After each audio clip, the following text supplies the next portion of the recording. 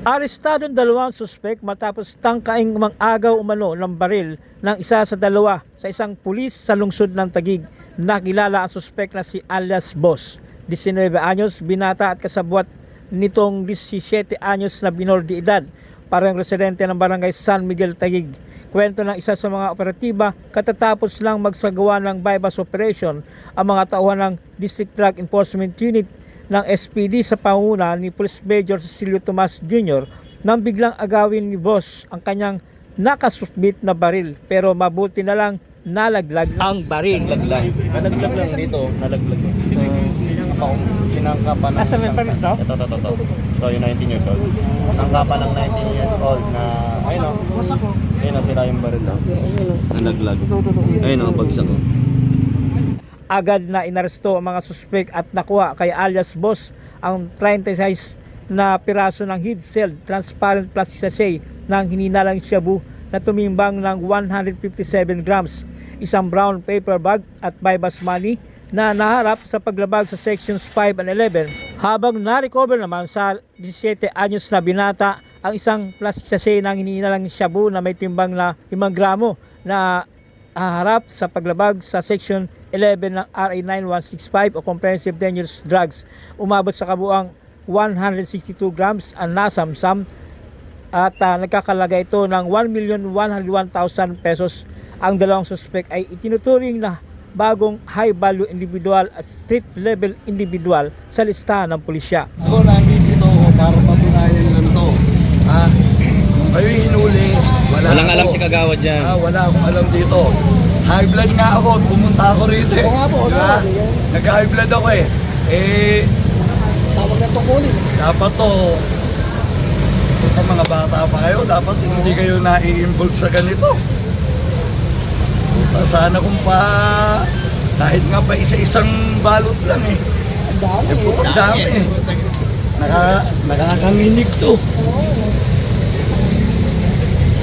Naaresto namin sa sanang pag-ingat at pagbibenta ng illegal na droga o Section 5 and Section 11 o RA 9165. Ngayon may karapatang manahimik o magsawalang ibo. Ano man ang inyo sasabihin ay maaaring gamitin laban pabor sa inyo sa hukuman. Kayo rin ay may karapatang kumuha ng sarili ng tagapagtanggol o abogado. At kung wala kayong kakayanan, magkakalobang kayo ng pamahalaan ng libre o walang anumang binabayaran. At kayo rin ay may karapatang magpasuri sa doktor ang inyong sarili pili. At kung wala pa rin kayo kaya dito, magkakalobang pa rin kayo ng pamahalaan. Kaya kita ng karapatan. Ikaw, sir.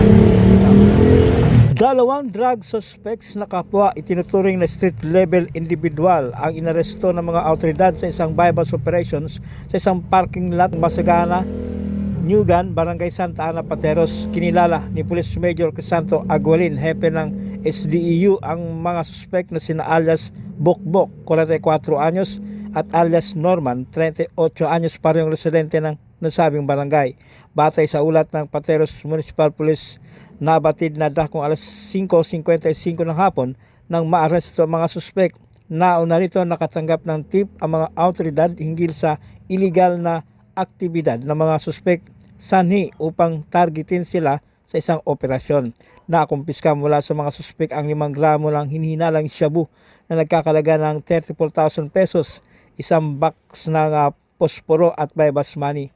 Sila ay kapwa nakapit na at kinasuhan ng paglabag sa RA 9165 o Comprehensive Dangerous Drugs. Kayo ay amin narin sa paglabag sa Republic Act 9165. Kayo may karapatang manahimik at magsawalang ibo. Ano man ang inyong sasabihin, maaaring gamitin pabor o laban sa inyo sa anumang hukuman dito sa Pilipinas. May karapatan din kayo kumuha ng sariling abogado upang kayo ipagtanggol. Kung wala kayong kakayahan, pagkakalooban kayo sa ng ating gobyerno. May karapatan din kayo kumuha ng sariling doktor upang kayo suriin pisikal.